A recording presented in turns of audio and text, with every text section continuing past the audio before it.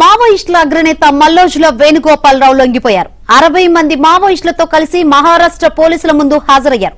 కాసేపట్లో మహారాష్ట్ర సీఎం ఫడ్నవీస్ అధికారికంగా ప్రకటించనున్నారు.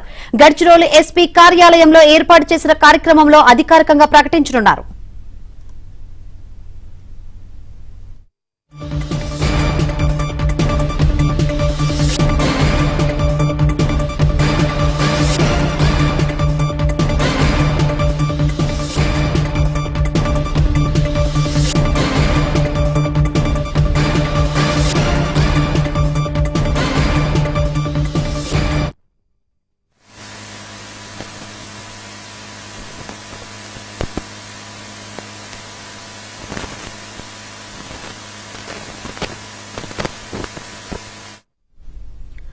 మావోయిస్టు అగ్రనేత మల్లోజుల వేణుగోపాలరావు లొంగిపోయారు.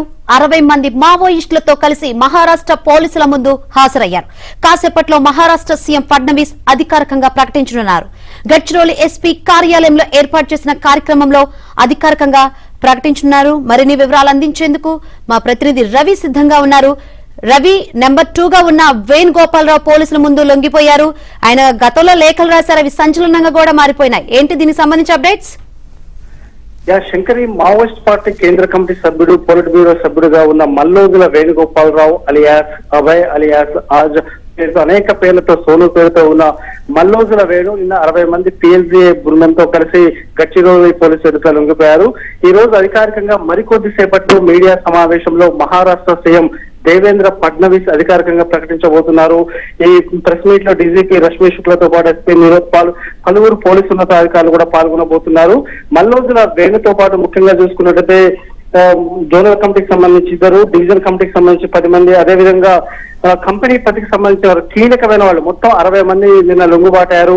ఈ లొంగిపోయిన వారి నుంచి 7 AK-47 రైఫిల్స్ తో పాటు మొత్తం 54 ఆయుధాలను కూడా సరెండర్ చేయడం జరిగింది. మొత్తం చూస్తే 50 ఏళ్ల నక్సలిజం చరిత్రలో కొన్ని నక్సల్ ఆపరేషన్ కగారు వల్ల నక్సలిజం అంతిమ దశకు చేరుకుంది. ఇప్పటికే ఛత్తీస్గఢ్ దండకారణం అంతా వార్ జోన్ గా మారింది. ఆపరేషన్ కగారుతో వరుస ఎన్కౌంటర్ తో మే 21న పార్టీ ప్రధాన కార్యదర్శి నంబాల కేశవరావుతో పాటు 27 మంది మావోయిస్టులు ఆ రోజు హత్యగావించబడ్డారు. ఓవరాల్ గా చూస్తే వరుస ఎన్కౌంటర్లలో ఇటీవల కాలంలో 6 కేంద్ర కమిటీ సభ్యులు, పలువురు రాష్ట్ర కమిటీ సభ్యులు, కీలక నేతలంతా కూడా వరుస ఎన్కౌంటర్లతో హతమవుతున్న పరిస్థితి. ఈ నేపథ్యంలో పిఎల్జీఏ కేంద్ర సైనిక కమిషన్ చీఫ్ గా ఉన్న మల్లోజుల వేణుగోపాల్ కేంద్ర ప్రభుత్వంతో తాము చర్చలకు సిద్ధంగా ఉన్నామంటూ అభయ పేరుతో లేఖ విడుదల చేశారు. అయితే మల్లోజుల వేణు లేఖపై పార్టీలో కేంద్ర కమిటీ సభ్యులు, పొలిట్ బ్యూరో సభ్యులు, మిగతా వారు విభేదించారు. మల్లోజుల వేణు లొంగిపోవాలనుకుంటే లొంగిపోవచ్చు, పార్టీ వీడి వెళ్ళొచ్చు అంటూ కూడా అతన్ని కేంద్ర కమిటీ అధికార ప్రతినిధి హోదా నుంచి తప్పించారు. అతని స్థలంలో కడారి సత్యనారాయణ అలియాస్ కోసాను నియమించడం జరిగింది.